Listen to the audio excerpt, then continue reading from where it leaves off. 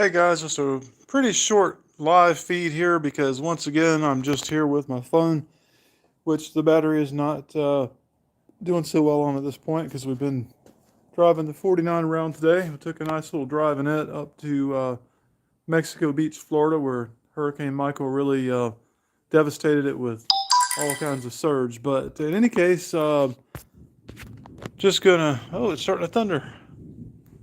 Heck yeah. Might get a little bit of rain. That's another reason I brought the car back today.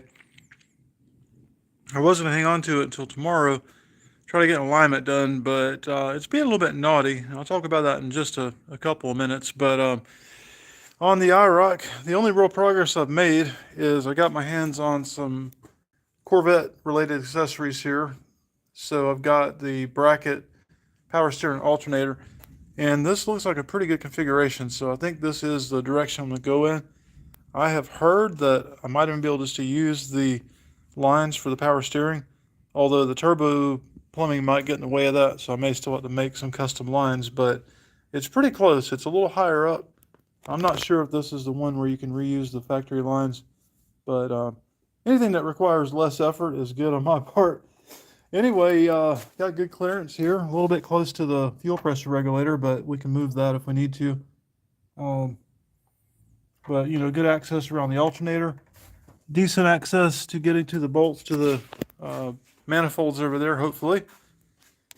And the only thing we really need to add is air conditioning. So I've got really several choices on that. I could mount it low, I could mount it high, and I could probably do it with factory brackets or any number of aftermarket brackets. But at least I've got one factory bracket over here that works great. So low mounting really to me seems like maybe the preferred way to go. Although, if that means I've got to route the plumbing for the turbo stuff higher, I'd almost rather just high mount it and then just do all the plumbing down low, keep the radiant heat from the turbo plumbing down low instead of up here, because I mean it just cooked out everything. I'll show you guys the oil cap from the old engine real quick. What's left of it. So I'm really trying to avoid that. I don't want to deal with that anymore. And the idea of keeping as much of this plumbing down low as possible is very appealing. Now, where the turbo is going to go, not entirely sure. I just did a test fit of the radiator that I picked up a few years ago for this. It's a thick radiator. It's the correct radiator for the car effectively, but it came out of an 82, and I'm getting interference from the power steering lines here. So it's possible that they either had manual steering conversion to that car, or maybe the lines ran a little bit different. But the radiator will fit behind the lines, but there's a drain petcock, and that is getting into the, when you're trying to drop it down in there, it's getting into those lines and into the end of the steering rack, or not rack, but steering box. So I've got to try to figure that out. On this, I've got air conditioning lines over there, which are kind of interfering with that side of the radiator fitting down in the hole. So maybe if those were relocated, which they obviously I'm going to have to make some new lines up anyway to tie in the LS whatever kind of compressor is going to go in here. So maybe it's just a matter of when those lines get moved or come out, then it won't be an issue anymore. So anyway, the big problem I'm seeing right now is with the compressor on this side, sitting in this area, especially if it's up high, then I'm going to have to, tie the air conditioning lines to that. I'm going to come up here to the front to the condenser in return and somehow do all that. And at the same time, come over here with all the turbo plumbing, downpipe, whatever else I'm going to have to deal with, and get it back somewhere. So I don't know. Maybe it would be better to find an alternative setup where the air conditioning compressor is on this side. I do like the power steering pump being down low, but I think almost everything I've seen, alternator is up here, or the alternator is down low side. I don't know which one of the LS setups has alternator on this side, but if it were on this side, that would be a lot easier to manage because I have no plumbing, just a couple of wires going to it, and we're set. If the AC compressor was on this side, I can cross over as they were from the factory to this side of the engine and come through over here to the condenser. And I don't know. We'll figure it out. But I guess low mounting would be the other option, but we still have to get from the box and the dryer. It still has to get to the compressor with all the turbo plumbing coming in over here, downpipe going out. It's going to be a tricky little deal. You know, if you look at the location of the power steering pump in this setup, there's the old power steering pump down there. So other than the pulley, it would actually be almost feasible to envision a AC compressor on this side with the power steering alternator. But the only way that would happen would be to build custom brackets, and I don't think it would look as good to have everything on this side. So I don't know. It's going to be a little bit of a son of a gun to figure out. I think probably just in my initial look at it, that low mounting the AC compressor is probably going to be the best way to go. And that leaves all this area here to route the downpipe through, potentially. I don't know. But I really need to have air conditioning on this car. So if I didn't, it'd be a whole lot easier, that's for sure. I mean, we're done. I've got my accessory mounts that I need, and we're all set. But this is Florida, and we don't do no AC. All right, so that's where I am with this. I don't know. Next steps are, I guess I need to get my hand on some manifolds and start looking at what would work, and then what I can fit through here. I need a 4-inch downpipe. I mean, I could just cut a hole in the fender and just do a dump over here. That would make life a lot easier. But I really need this car to be where I can drive around town and not go to jail or get a big ticket. So kind of feel like I'd like to have the option of exhaust on here as well. So I don't know. Any suggestions, I'll take them. I could also put the power steering over here and the AC and alternator on this side, and then I've just got to worry about a couple of hoses going to it. Might make it easier to deal with. I don't know. See, endless possibilities. Just endless. All right, that's that on the 49. Took it on a nice drive, like I said, to Mexico Beach today. And I've been having an issue with a vibration. It's a really strange vibration, and it's very audible. You can feel it. I don't know what the frequency is. It's a fairly low frequency. First order, maybe. Second order, more likely, but I can't be sure. I need to get an app on my phone to measure the frequency of it. But in any case, it's definitely in the drive line. It's definitely in the drive shaft in some way. And what it's doing is under transition from either coasting with a decel or accelerating, but only very lightly, just off throttle is where it's doing it. And I think if you put it in neutral, it mostly goes away. It only does it between 35 and 50 miles per hour. And like I said, if you're accelerating through it, it really doesn't happen, or it muffles it a lot. It could still be happening under light acceleration at lower speed, around 35 to 40. And it goes away completely by about 60. I can't get it to do it. I can't feel any kind of vibration, high frequency, anything. It feels very smooth, but it's very noticeable at low speed. So I checked the run out on here, and it's well within spec. It is at 009 is the worst that I could find anywhere, and it's closer to 005.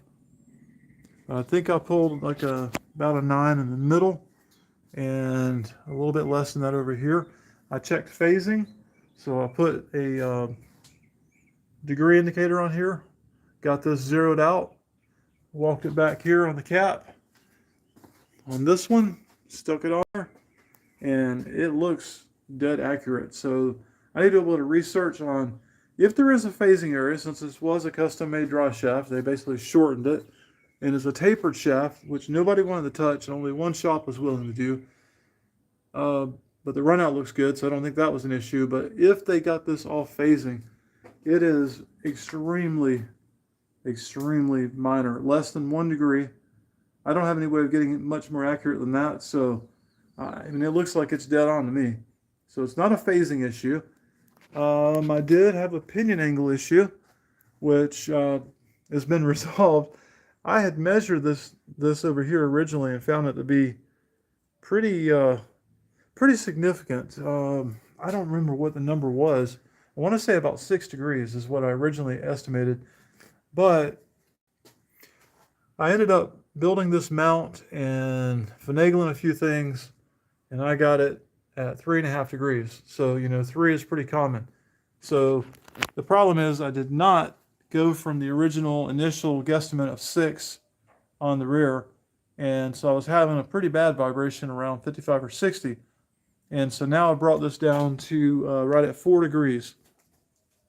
And I could have made it all the way down to 3.5 to match. And I don't know very much about this stuff, but I did a lot of reading. And the setup guides that I found all say that you're better to be off just slightly. I think it's positive. I know it's, you know, the rear of the transmission is going this angle, so you want your rear end to match that angle. But if you go just slightly higher on this, that it works better. So I chose 1/2 degree difference. So I could bring this down another turn at the bottom here, which would get me dead on. And I mean, maybe that's it. I don't know. So time for more research. But if anybody out there knows this stuff, leave it in the comments because I need the education.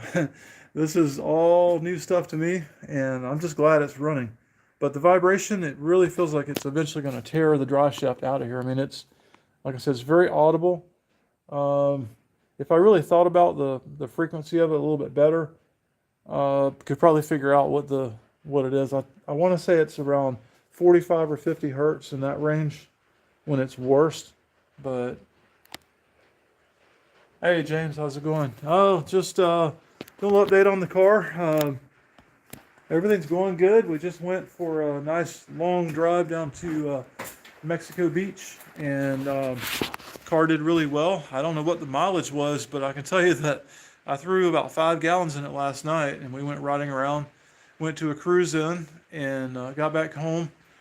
And then today we drove to Mexico Beach, which I don't know, it's probably a road trip of from the house up there, and I went back to the house. I think it's probably at least 30 miles each way. And it's a nice, easy cruise, nothing too fast. But, you know, I think we hit like 62 on the way up there. But it did really good. And I got back in the town thinking, man, I might need to buy some gas. So we plugged the Trailblazer dash in, and it still had half a tank. And it's pretty close to where it was when I put the 5 gallons in. So I think it's doing really well. The dash is telling me it's getting 34 miles per gallon. I know that's not true. 24 maybe, 25 could be possible. I don't know that it could do better than that. But then we're having a voltage issue. So it's not causing a problem with anything on the car. But the OBD2 gauge on the drive today, it dropped down to 12.3. At one point it hit 12.2. But if I put the fan on, it has no problem maintaining it. Now I do have a loose connection, I believe a loose ground somewhere up front that is playing heck with the instrument panel. So sometimes if you hit a bump, all the gauges go a little wacky. The battery light comes on, the alternator or the voltage meter drops way down. And today we experienced that, but it had zero effect on the OBD2 gauge. But the funny thing is that the factory instrument cluster is pulling the data off the CAN bus, just like the OBD2. So I'm not sure why there's a discrepancy. Now my intention was to come up here today, hook a meter up, and drive the car around until it did it. Well, I got on the rack, started looking at the drive shaft, and now it's raining. And I don't want to drive it in the rain because I've got holes where trim mounting stuff is. I don't have the seals under the hood where there's a bunch of screw holes.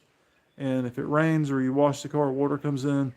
I don't want to get water into my headlight switch, into any of the new electronics that are in the dash. And I don't have the wiper hooked up yet because I've got the wrong size hose going to my brake booster, so I can't tap into that for the vacuum-driven windshield wiper. So that's going to be another day. That's fine. I'm just not into messing with that anyway right now. But in any case, hey, we made it there back. The voltage on the way back jumped up to an insane like 14.6 volts.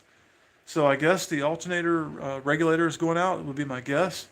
Uh, I don't know. I'm baffled. And I don't want to buy a reman and turn in my alternator and then find out the problem's still there.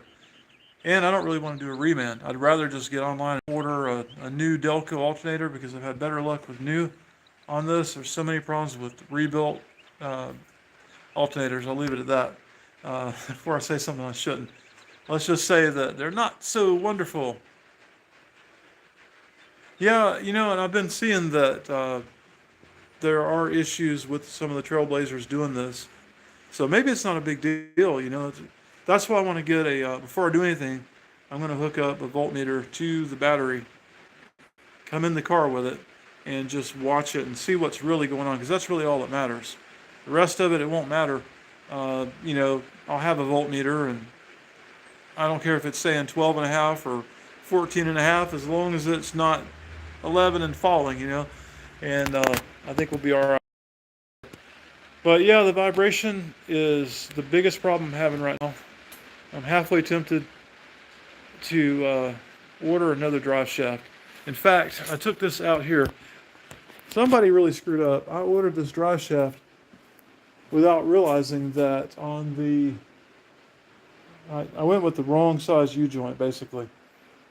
So, I got the right U-joint. Let me rephrase that. I got the correct U-joints that would fit this shaft to this differential and transmission. But it's a bastard U-joint, so it's wider on one end than the other. And that wider yoke on the drive shaft is not friendly to a car that goes up and down significantly. And so it would bump into the yoke on the differential or the transmission, one or the other. And so then, I was working off of memory.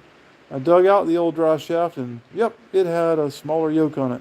So I instead of ordering another one because I needed the drive shaft, I had the original one modified, shortened, and for the 4L60E to fit in here, and then it had the right size yoke. But I will admit that I have been a little bit naughty because I had to clearance right here on both sides of the transmission yoke. And I feel like there's a good possibility that there's a situation going on there. So what I may need to do is take this out and get it balanced. Now, another thing is, I believe that the pin angle that I had contributed to this interference, and it may not be an issue anymore. So if that's the case, I might just need to get another yoke that has not been clearanced. Or if I still need to be clearanced, get another yoke and get it clearanced at a machine shop where they can remove the exact same amount of material. But I don't know. That's close to the center mass, not very much material, and it's been removed pretty evenly on both sides. So I kind of doubt that would be able to create the kind of problem we're having, especially because it goes away completely at higher speeds. And there's not any kind of high-speed vibration going on that you can't feel. I mean, it's just not there. It's smooth. All the sound goes away. So it's really a strange animal. But we'll get it figured out, but it has to be figured out. That's the problem. I can't live with something that feels like it could. I want to take this car and, go way out of town with it. In fact, when I get another motorhome, this is going to go in the enclosed trailer, and we're going to take it with us on trips up to Tennessee and other places. I just enjoy touring the world in this car. So, and even that one could go, at some point. We'll see how it behaves.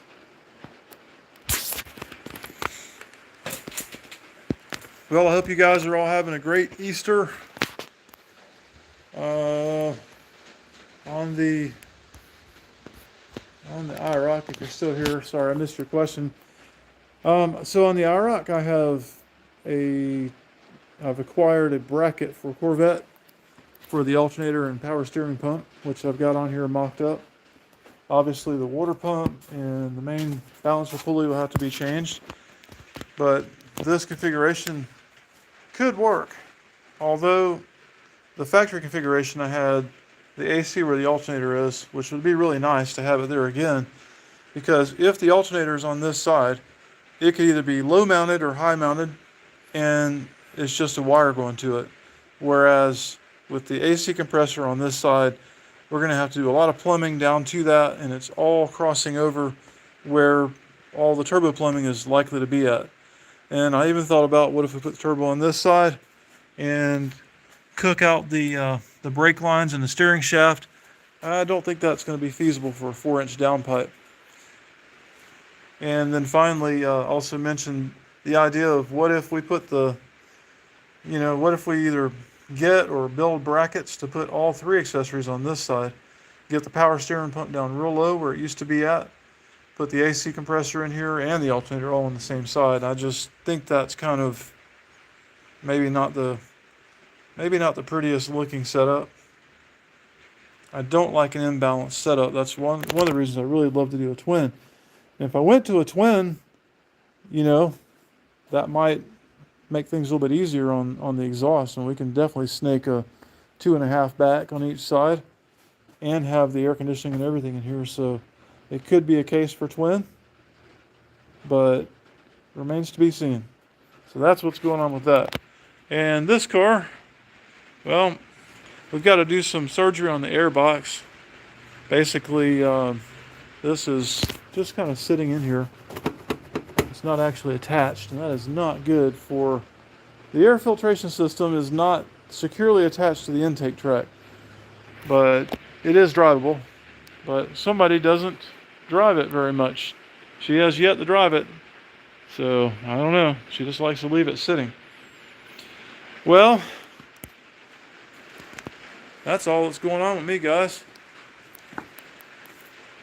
I'm about to head back home and just spend the rest of the Easter holiday at home with everybody and figure out dinner and get ready for the big work week tomorrow. In a hiring phase right now. We're trying quite a bit to get more people, and I've got a couple of really good prospects. So I think I've got 2 out of 4 picked out, but 2 more in this environment is a tall order, especially in this area. It's just there's not a lot of IT people around, and it's expensive to live here, and so not just anybody can move here anymore. If you lived here a long time, you've already got a place, maybe not so bad. This house is worth about 3 times what I bought it for in 2015. So granted, I did work to it to bring it up to that standard, but it's more than doubled in the last 6 years in value. Just, street value of what you would have bought it for in 2015 and what you would have to buy it for now. It's crazy. And so pay has gone up quite a bit for everybody. Pay and benefits, very competitive, and it's up until recently been a real challenge for us. But we've negotiated with our clients, and we're able to be very competitive. So if there's anybody out there that's good in IT, we're looking for a server network admin. There are others, so you will not be by yourself. You'll have to be able to work with other admins and work out disagreements on methodology, but I'll pay you better than anybody on the Gulf Coast and give you better benefits. We've got 1 spot open right now for that. The other I think we filled. And then I'm looking for a talented desktop person or 2 that has at least 3 or 4 years, but not more than 8 or 9, because I'm just, no offense, but I'm not a big fan of lifers when it comes to desktop.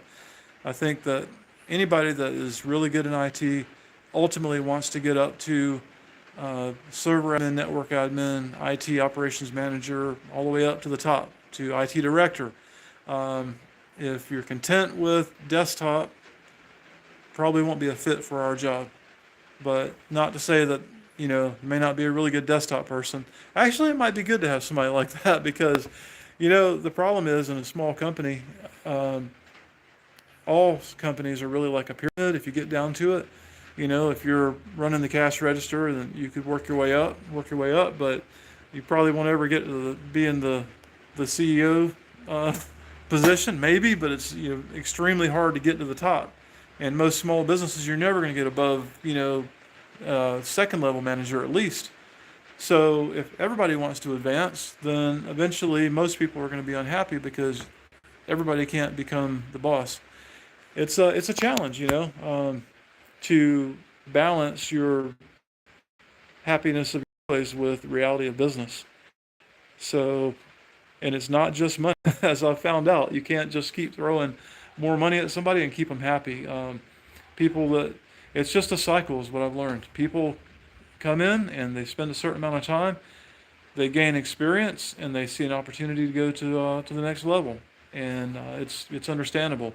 But it's also frustrating when you have a complex environment like we handle, where it takes a long time to learn it, and then after 2 or 3 years, your desktop guys are obviously wanting to advance, and within my company, they usually get an opportunity to advance, at least to the next level. But eventually, yes, we don't have enough room for 10 server admins, so it's just part of running a business, I guess. I don't know.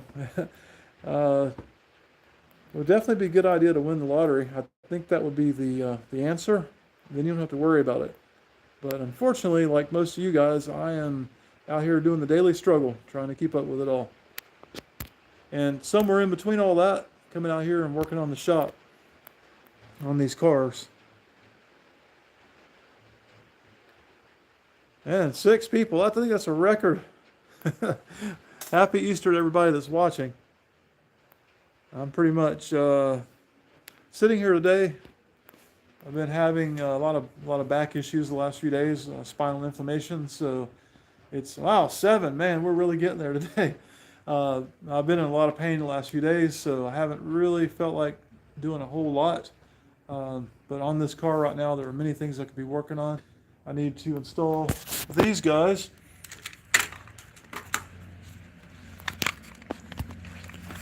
This is the contact board for the power door locks and power windows. So here's your controls for the Trailblazer, for your windows and your doors and all that good stuff. And they have those little rubber contactor thingies. So what I've got to do is trace back where those contacts are at to a solderable point, connection point. Hopefully I can do that. And tie these into my 5-wire door locks. I'll show you guys what I'm going to do real quick. Wire power door lock actuators. If you're not familiar with these, basically when you actuate your door lock by manually pushing the plunger in, which I can do right here. So if I push, if this is attached to your door lock, the old-fashioned doorknob or whatever you want to call it that you lock and unlock your car with, on these locks, it actually allows you to move them. And when it has that movement, it basically, and I don't know which wires, we'll say probably the green and brown and blue, and one of these is for lock. This is your common, and maybe this is unlock. So it sends this to, in this case, your alarm system or control board for your retrofit door locks. But for me, this is going to tie into the Trailblazer, but it's going to go where the switches are. So your lock and unlock switch will effectively be replaced by these 3 wires. So when you push that lock in, it's going to signal this and make the door module think that you hit the unlock button or lock button, which is then going to go to the BCM, which is in the back of the car, through the network, and say I've detected that, which is going to send a signal back to your door module, which is going to say energize the lock unlock mechanism in the voltage direction that would be correct for locking or unlocking. So the idea is when I push the lock on the driver's door to lock it manually or unlock it, that will send a signal to this, which will communicate to the BCM, which will then recommand this to issue the lock or unlock command to your power door locks in both doors. So effectively, just like a lot of new cars, if I were to push the lock button on the driver's door, it would signal the plunger on this side to also go down, as well as, of course, automatic lock and unlock when you put it in park if you program the BCM to do that, and your remote to unlock and lock the doors. At least that's how I hope it's going to go, and it should. But the problem being, the contactors on this are meant for those little plungers. Let's see if I can see them. I don't have my glasses on today, but they are here. I don't think they're going to be friendly to soldering, so ultimately, come on, focus. Man, there's nothing more annoying than watching a YouTube video and it's not focusing on the subject. Let's try this again. There we go. Oh, where are they? Right there. You see those little guys right there? Those are the little contactors. So, in the case of the top left, that little silver pad, I can solder to that. That's the common. But only some of the other ones go to a solderable point, like the top one does. You see it comes over to the left of that. By the way, that is going to be your, I think that is, I'm not sure. That's auto. That's strange. So, auto down for the windows. We're going to have power windows here, but that's why they have those four. I don't know. It looks like a mirror control, you know, where you go up and down, left and right. But anyway, that's just another project, and that's one that's coming up really soon. So, worst case scenario, I may have to just use the remote for locking and unlocking, but I think I can get this figured out. The biggest problem I'm running into is where to put this, because there's really not a lot of room. I could probably mount it up inside the dash if I needed to. Can't put it inside the door because it's not waterproof, and there's really not enough room behind the kick panel. Another area I thought about putting it would be just to put it with the BCM and just run long wires to everything. And then finally under the seats would be another possibility. So, but got to do that on both sides.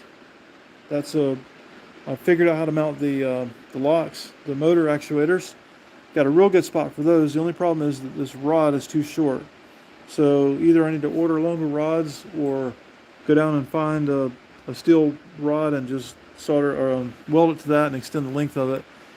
But I should have those mounted in the doors within the next week or so. Definitely like to get those going just because, you know, it's just a cool thing more than anything else. Anyway, I'm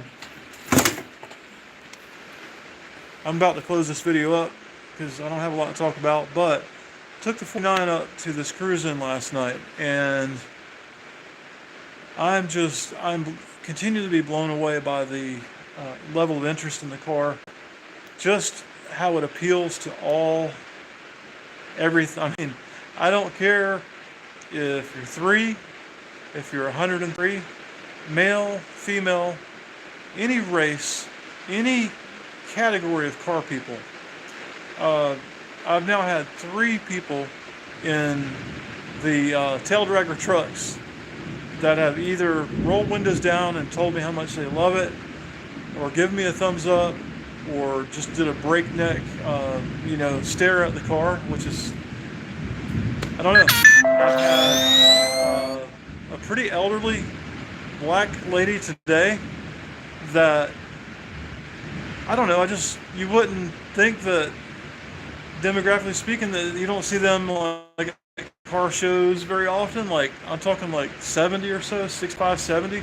But my guess is that her parents probably had a car like this back in the day or something. You know, she has a memory in it, and that's what's amazing. It connects everybody together.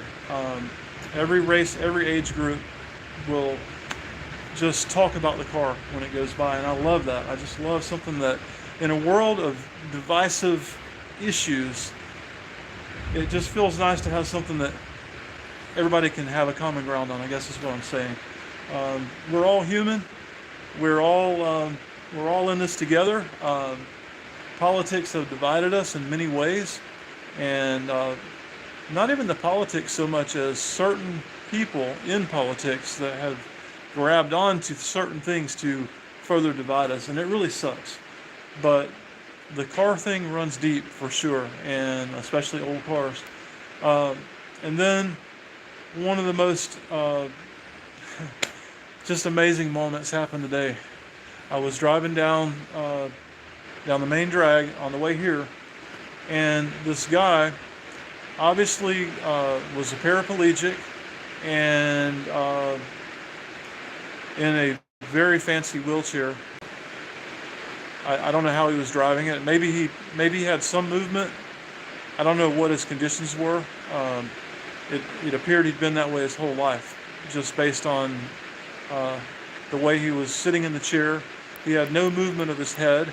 His head was kind of turned sideways like this as he was riding. And as I went past him, as I was about to go past him, the wheelchair did a 180. It was amazing. I mean, it was like wham! It just whipped around, and I said that it was just unusual. And I said, is he doing that for the car? So I look in the rearview mirror, and as I go past him, he turns around and continues on. So the guy couldn't turn his head. He turned his entire wheelchair. It was an amazing thing. I mean, it was one of those moments where you just, you don't always think of other people as being human. We just don't. Different groups, different handicaps. You forget the humanity of people, and when you have something that people just enjoy looking at, and you just start seeing that commonality, it's a really good thing, I guess is what I'm trying to say. I don't know. It was a cool thing for Easter, and I really honestly probably should have turned around and gone back to the guy that was in the wheelchair, because I think he would have enjoyed driving around and just looking at the car. But you know how it is. We're rushing our life these days. So I don't know. It's been an amazing experience.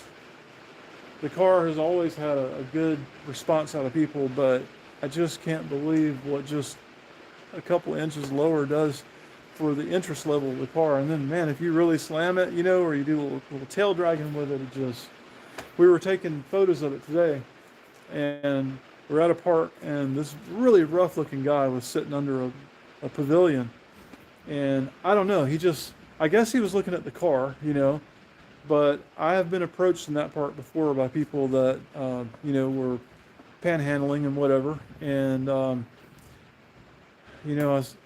I don't mind. I gave somebody $10 yesterday, and he was a guy looking at the car, and he asked me for some money, and I gave it to him. But the point being, this guy looked like he might even, like go above and beyond, and maybe like strong arm the car away from me.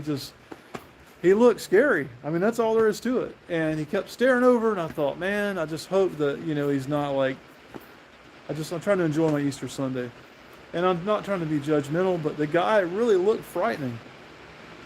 Well, in the middle of the photos, I told Melissa, I said, all right, let me change what the car is doing. I want to do the slam the rear, raise the front all the way up. And I'd show you guys the pictures, but I can't because I don't know how, I don't think there's a way I can even do it from the phone while live shooting, but I had it, really sitting up. And about the time that I got the front all the way up, the guy just starts hooting and hollering and yells over. He's like, hell yeah, brother, hell yeah. And so he was just enjoying the car. But man, did he ever look like he could kill somebody. But he was cool, And I guess the car is just, I don't know. But yeah, so it's been an interesting day with the car. That's the point I'm trying to make. All right, I've said enough. Appreciate you guys stopping by. Just wanted to do a quick video since I haven't uploaded anything. This project, we'll see how it goes. Going to be a little bit of an uphill battle here to get all this figured out. But we'll get there. I don't know what to do about the drive shaft. Again, anybody that sees this video, please, if you're experienced in drive shafts, if you have any ideas, check the run out. I've checked for play. Everything is solid. In and out. There's no forward aft movement. There's no movement anywhere. Any sort of movement is this bushing, just a like normal amount of just not even really play, but it's floating in there, and it's lubricated by transmission fluid. So I guess there's supposed to be a tiny little bit there. Everyone I've ever seen has it, so I'm kind of baffled. Run out is well within every specification that I've seen, and balance would be the only thing left, I guess. I just saw somebody talk, so let's see what you said.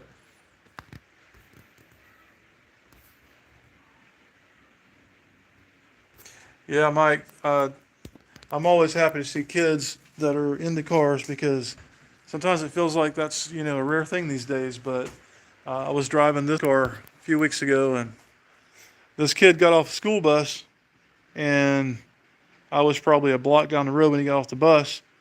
And as I drove past him, he just pretty much dropped everything, and literally his jaw just dropped open like he had seen a transformer or something walking down the road, and he just followed me with his eyes and turned his head and watched me drive down the road. So he was probably 7, 8 years old, and these cars definitely seem to get a crowd too. Now this car I haven't really driven around in the last 4 years, so I heard that they're getting more popular. So maybe it'll get some attention too. But my IROC it's never commanded as much interest from people in general as and kids too. They don't really care about this car. It's mostly like people in their 50s and 60s that grew up around these appreciate them. But I haven't seen very many on the road lately, so maybe it'll get more interest. But that car is it's unbelievable. $5,000 car. I haven't done anything to the appearance of it, and it's turned more heads than anything I've had put together. Pretty dang amazing.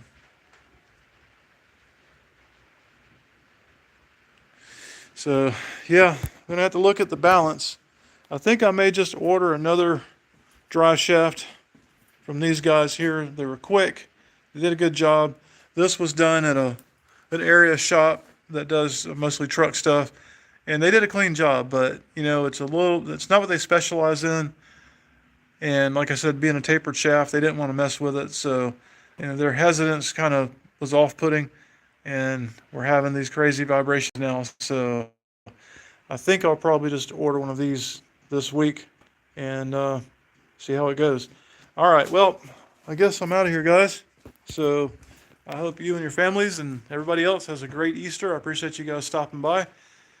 I don't know what's next. I've got a lot of really hard to do things here, but business has been booming, and we're trying to keep people, get enough people. So that's really my focus right now. It's been a bit of a distraction lately because we just have been shorthanded. So really that is my priority right now. And since this car is running and I need to order some parts, I probably won't put much time into it for the next week or so. The IROC, I need to order the oil pan and some other things. So I think it's going to be an order and focus on business kind of week. And maybe in another week and a half or 2 weeks, hopefully I'll have some kind of video working on more of the wiring in this car. And hopefully maybe in 2 or 3 weeks, we're going to start doing some real action with this as far as getting the turbo system mocked up and put together if all goes well. So I will check the chats one more time. All right, guys. Thank you again. Catch you guys later on.